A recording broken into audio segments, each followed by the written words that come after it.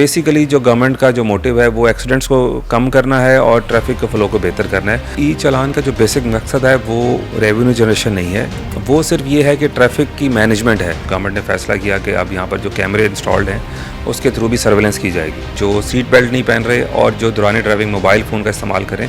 पहले मरहले में हम उन लोगों को ई चालान इशू हो रहे हैं। ई चालान के अंदर दोनों पिक्चर्स भी शहरी की मौजूद होती हैं जिसमें वो वायलेशन क्लियरली नज़र आ रही होती है। सीटीओ मुल्तान काशिफ असलम साहब हमारे साथ मौजूद हैं, इनसे जानते हैं कि ई चालान के हवाले से। जी सर, ये बताइएगा कि मुल्तान में ई चालान को शुरू करने की ज़रूरत क्यों पेश है? जी बिल्कुल, जैसे कि अब आपको मालूम है कि मुल्तान में सेफ़ सिटी का आगाज़ हो चुका है और सेफ़ सिटी का एक बहुत बड़ा फ़ीचर ई चालान्स का है जो कि ट्रैफिक पुलिस की मावनत के लिए है।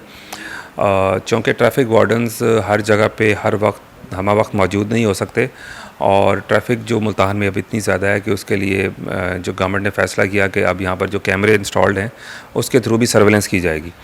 तो इस वक्त मुल्तान में तकरीबन 352 कैमराज इंस्टॉल्ड हैं और उसमें वो सारे कैमराज जो हैं वो ट्रैफिक के वायलेशंस को भी मॉनिटर कर रहे हैं, जिसमें जो अभी टॉप 3 वायलेशंस जो हैं वो हमने जो कमांड दी है वहाँ पर एआई को कि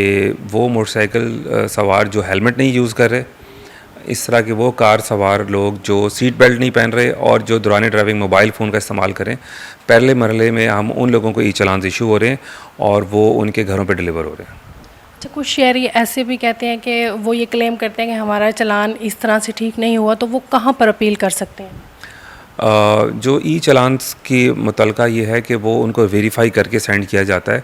और अगर वो समझते हैं कि हमारा चालान ठीक नहीं हुआ तो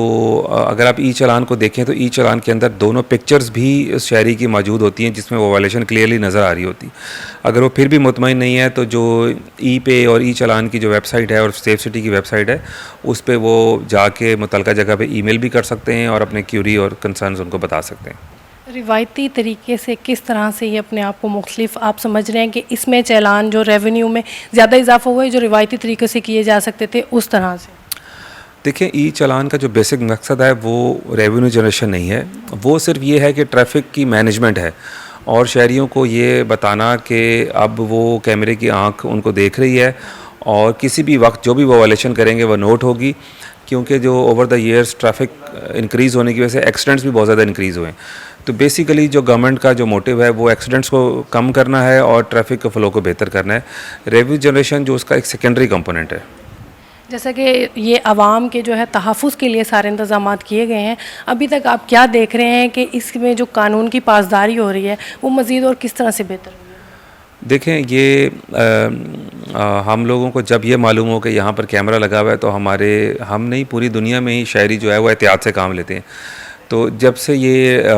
ई चालानिंग का सिलसिला शुरू हुआ है, जब से ये सेफ सिटी प्रोजेक्ट शुरू हुआ है, तो अभी शहरियों का मालूम है वो भी थोड़ा एहतियात से ही अब काम ले रहे हैं। अभी जो हमें पहले बहुत ज़्यादा रिपोर्ट्स आती थी एक्सीडेंट्स की और ट्रैफिक वायलेशंस की, अब वो काफ़ी ज़रा उसमें हम देख रहे हैं कि शहरियों को इस चीज़ का एहसास है कि अगर वो कोई ऐसी वायलेशन करेंगे तो हो सकता है उनको चालान उनके घर पे मौसूल हो जाए। और अभी देखें तकरीबन 7 से 8 हज़ार चालान ऑलरेडी शहरियों को उनके घरों पे भेजा जा चुका है और इस तरह आहिस्ता आहिस्ता मज़ीद भी ये इंक्रीज़ होगा।